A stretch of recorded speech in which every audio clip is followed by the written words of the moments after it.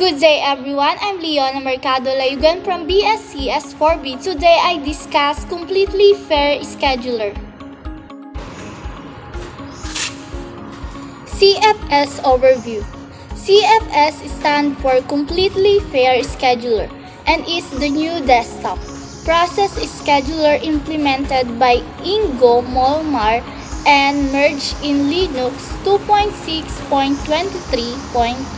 It is the replacement for the previous vanilla schedulers, SCAD, others, interactivity code.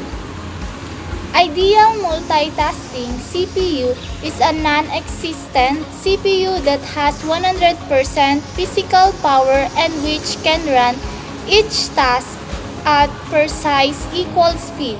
In parallel, each at 1 nr running speed. For example, if there are 2 tasks running, then it runs each at 50% physical power, i.e. actually in parallel. CFS, Completely Fair Process, is scheduling in Linux. Linux takes a modular approach to processor scheduling in that different algorithms can be used to schedule different process types. A scheduling class is specified which scheduling policy applies to which type of process. Completely Fair Scheduling CFS, which became part of the Linux 2.6.23 kernel in 2007, is the scheduling class for normal, as opposed to real-time processes, and therefore is named ScedNormal.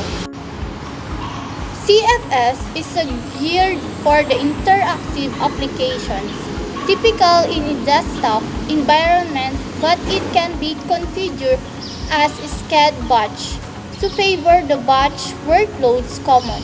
For example, on a high-volume web server. In any case, CFS breaks dramatically with what might be called classic preemptive scheduling. Also, the completely fair claim has to be seen with technical eye. Otherwise, the claim might seem like an empty box. Classic preemptive scheduling versus CFS.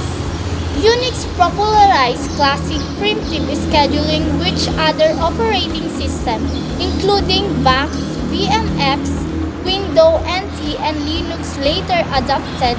At the center of this scheduling model is a fixed time slice, the amount of time that a task is allowed to hold a processor until preempted in favor of some other task. If preemptive process has not finished its work, the process must be rescheduled. This model is powerful in that it supports multitasking, concurrency through processor time sharing even on the single CPU machine of yesteryear. The classic model typically includes multiple scheduling queues, one per process priority. Every process in a higher priority queue gets scheduled before any process in a lower priority queue. As an example, VAX or VMS uses 32 priority queues for scheduling. CFS dispenses with fixed time slices and explicit priorities.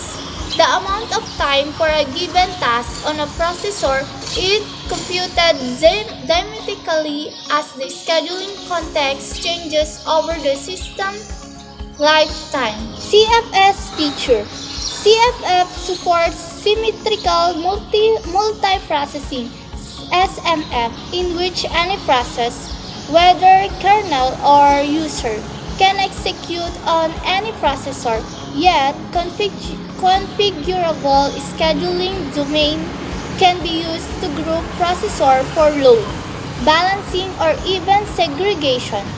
If several processors share to the same scheduling policy, then load balancing among them is an option. If a particular processor has an scheduling policy different from the others, then this processor will be segregated from the others with respect to scheduling. Second, configurable scheduling group are another CFS feature. As an example, consider the NGINX web server done running on my desktop machine. At the start of this server has a master process and four worker processes which act as HTTP request handlers. Third, the particular worker that handles the request is relevant. It matters only that the request is handled in a timely manner, and so that four workers together provide a pool from which to draw a task handler as requests come in. CFS implementation. CFS requires efficient data structure to track task information and high performance code to generate the schedules. Let's begin with the central term in scheduling, the run queue. This is a data structure that represents a timeline for scheduled tasks.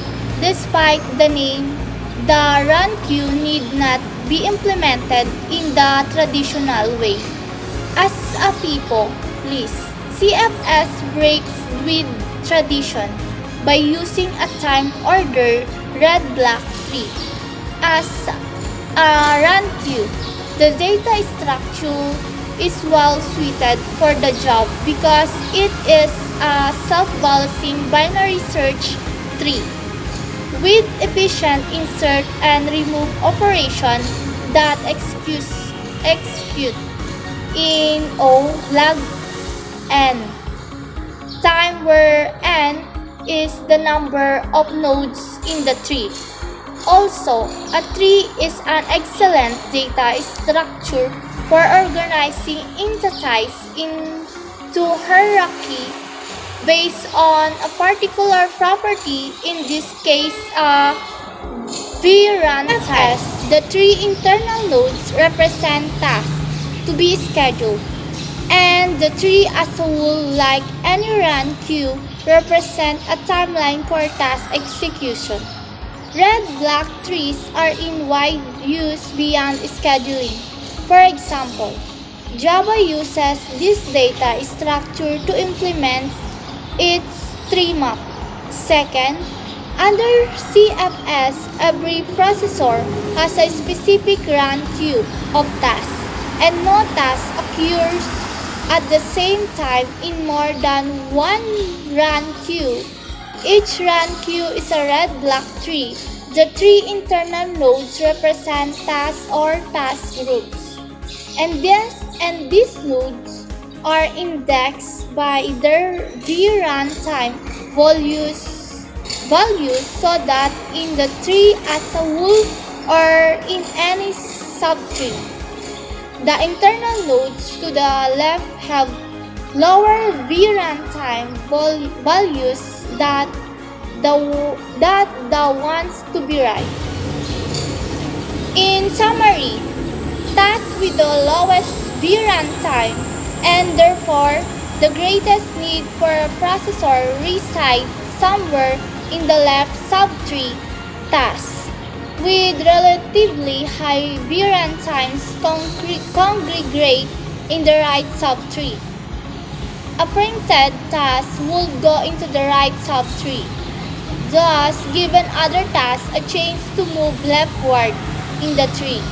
A task with the smallest VRAN time winds up in the tree's leftmost internal nodes, which is thus the front of the run queue. CFS illustrates how a straightforward idea Give every task a fair share of processor resources can be implemented in a lower cost but highly efficient way.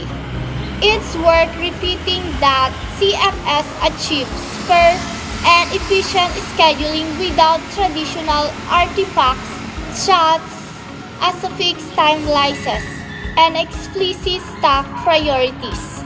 The pursuit of even better scheduler goes on, of course, for the moment. However, CFS is it's a good as it gets for general purpose processor scheduling.